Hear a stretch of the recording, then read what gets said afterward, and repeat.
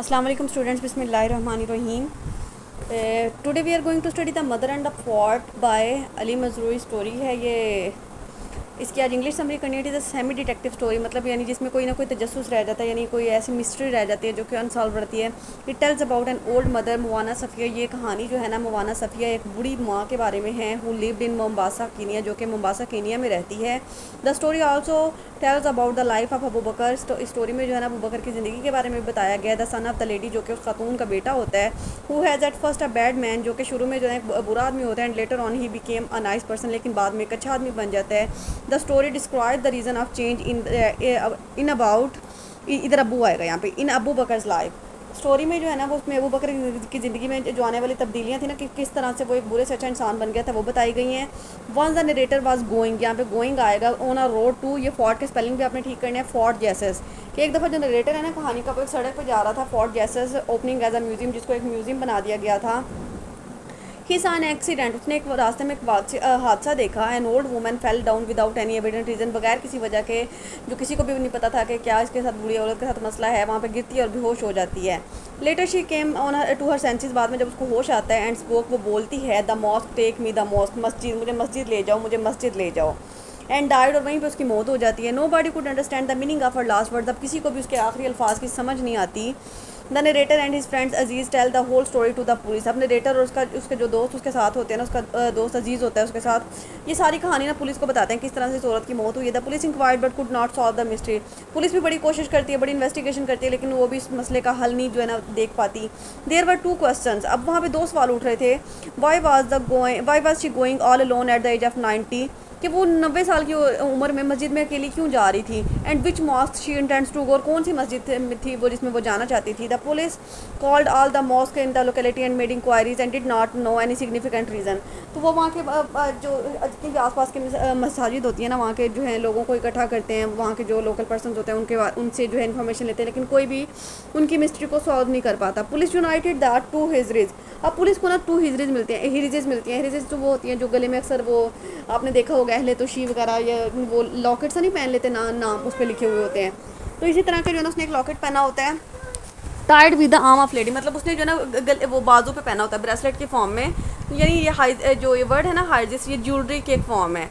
The first one content a words from the Holi Quran, जो पहला होता है ना उस पर जो है ना एक होली कुरान की कुरान पाक की आयत लिखी होती है। But the second contents something that was not a words from the Holi Quran, लेकिन जो दूसरे वाला होता है ना उसमें जो है वो कुछ लिखा होता है, लेकिन वो कुरान पाक की आयत नहीं होती। It's said O ye calamities of the world, you are welcome, I have found protection the god of the heavens. अब आपको याद होगा उर्दू समरी में ये लाइन कौन सी थी, ये वही लाइन थी जो कि वहाँ पे जेल में लिखी हुई थी, जिसको पढ़ के जो था उसके बेटे की जो ज़िंदगी थी ना वो चेंज हो गई थी, और वो एक बद से अच्छा इंसान बन गया था। The same day at 10 at night, उसी दिन जो है ना रात के 10 बजे the narrator went to a restaurant. The narrator जो है ना वो एक रेस्टोरेंट में जाता है।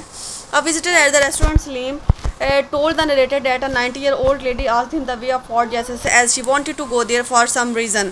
तो वो ना है वहाँ पे जो है उसको बताता है जो यानी उस रेस्टोरेंट में जाके ना, तो वो नरेटर जो है वो बता रहा होता है कि यानी वहाँ पे एक 90 साल की औरत थी, वो फोर्ट में जो थी ना फोर्ट जेसस में जाना चाहती थी। शायद उसका कोई वहाँ पे जाने का मकसद था या कोई वजह थी। She had walk for 2 miles, वो तकरीबन 2 मील तक जो थी ना पैदल चली थी। The narrator visited Fort Jesus and found the writing of the second Hijri inscribed in the wall of the mosque there.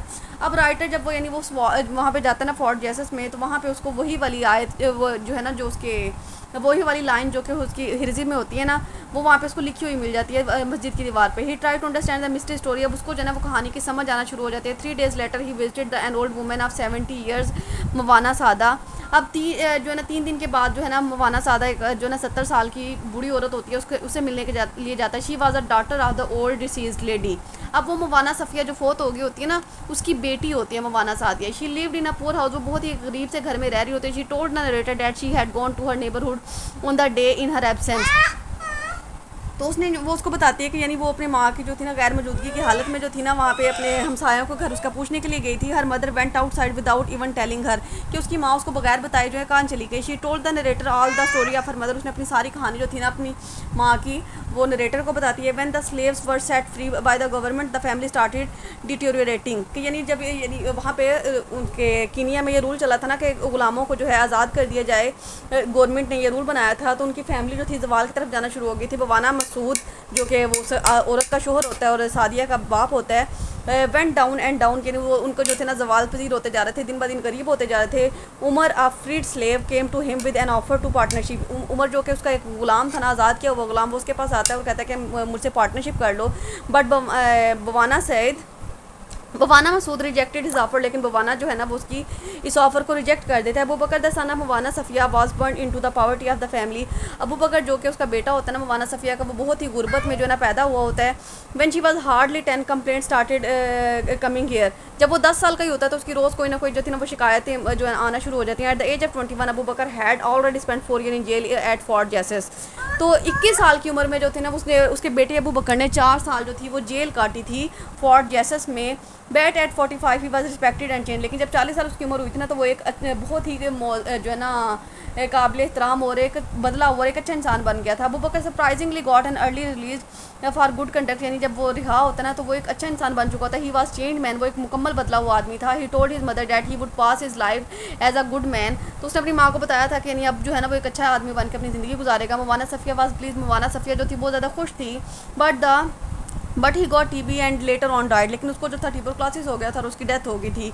Abu Bakr change his life, he had seen inscribed on the wall of the mosque in the Fort Jesus, मतलब यानी fort Jesus की जो मस्जिद थी, वहाँ की jail की जो मस्जिद थी, वहाँ पे जो एक लाइन लिखी हुई थी जो कि उसके जो है ना उसकी हिजरी में भी थी, उस लाइन ने जो थी उस पर अबू बकर की ज़िंदगी जो थी बदल थी। और ये coming age of the world, कि यानी तुम यहाँ पे दुनिया से जो है ना सारे दुखों से या सारे जुर्मों से ना दूर होने के लिए आता है। यू आर वेलकम, तुम्हें खुश आमदीद कहते हैं। Found production in the god of the heavens, These two writing were found in the two hijris bound with the arm of the Mawana Safiya, तो उसको फिर समझ आती है कि यानी यही जो लाइन थी ना वो मवाना सफ़िया ने जो थी अपने बाजू में पहनी हुई थी। Later the prison house turned into a museum, बाद में यानी जो प्रिजन हाउस था ना जो कैद खाना था वो एक म्यूजियम में चेंज कर दिया जाता है। She could not C the inscription in the mosque, और वो वाली इंस्क्रिप्शन जो वो ढूंढ रही थी ना वो उस मस्जिद में ढूंढ नहीं पाती। But now it was museum and she could go inside, लेकिन अब वो एक म्यूजियम था उसके अंदर जा सकते थे। She wanted to see the inscription with her eyes that change the life of her son, मतलब वो उस इंस्क्रिप्शन को अपनी आंखों से देखना चाहती थी, उस राइटिंग को, जिसकी वजह से उसके बेटे की ज़िंदगी तब्दील हुई थी। ना all the mysteries point of the story become clear to the narrator, अब सारी जो कहानी की